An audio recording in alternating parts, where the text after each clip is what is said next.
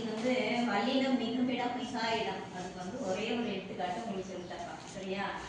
Dead எக்ஸாம்ல வந்து ஒரு கொஸ்டின் கேட்டிருந்தாங்க. பல் பல பழவின் பல் பழ பழவின் பயங்கெழு கொல்லி பயங்கெழு கொல்லி அப்படின்னு ஒரு வரி. இது வந்து அகநானூற்றுல இருக்கக்கூடிய ஒரு வரி.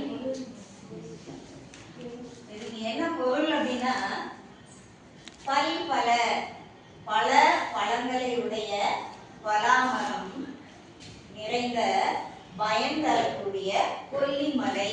கொல்லிமலையை பத்தி அகநானூற்றுல ஒரு வரி இந்த மாதிரி இருக்கு.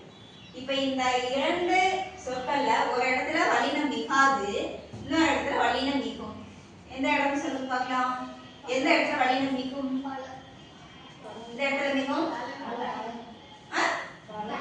பழ பழ பழவின் பழ இந்த இடத்துல என்ன செய்யும்? வல்லினம் மிகும்.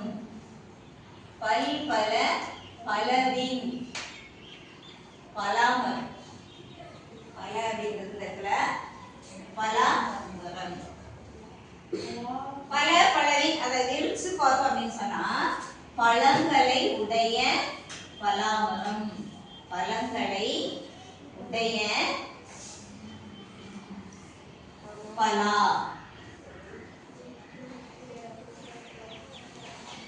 பல்பழம் அப்படின்னா பல பழங்களை பல பழங்களை உடைய பலாமரம்.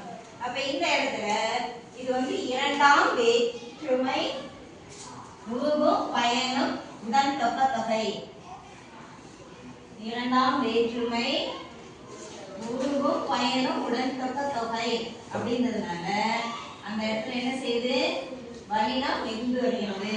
உருவும் பயனும் உடன் தொக்க தொகை உடன் தொக்க தொகை அப்படின்னு சொல்லும் பொழுது அந்த இடத்துல வல்லினம் மிகுந்து வருமா மிகாமல் வருமா? மிகுந்து வருகிறது. அடுத்து பயங்கெழு கொல்லி இந்த இடத்துல இக்கு வருமா? இக்கு வருமா? இக்கு வருமா வராதா? வராது. ஏன் அப்படின்னா பயங்கெழு அப்படின்னு சொன்னா பயன் தரும் கொல்லி பயன் தரும் கொல்லி. இந்த இடத்துல இதுக்கு மீனிங் என்ன? பயன் தரும் கொல்லி அப்படின்னு பார்க்கும் பொழுது இது வந்து என்ன அப்படின்னா பயன் தரும் கொல்லி அப்படின்றது என்னது? பெயரெச்சம். அதனால இங்க வந்து என்ன செய்யாது? வல்லினம் மிகாது. அப்ப பெயரெச்சத்துல வல்லினம் மிகாது. இரண்டாம் வேற்றுமை உருவும் பயனும் உடன்தொக்க தொகையில வல்லினம் மிகும் அப்படின்றதுனால இந்த இடத்துல நம்ம இக்கு போடுறோம். இந்த இடத்துல இக்கு போடுறது இல்லை. தெளிவா புரிஞ்சுச்சா?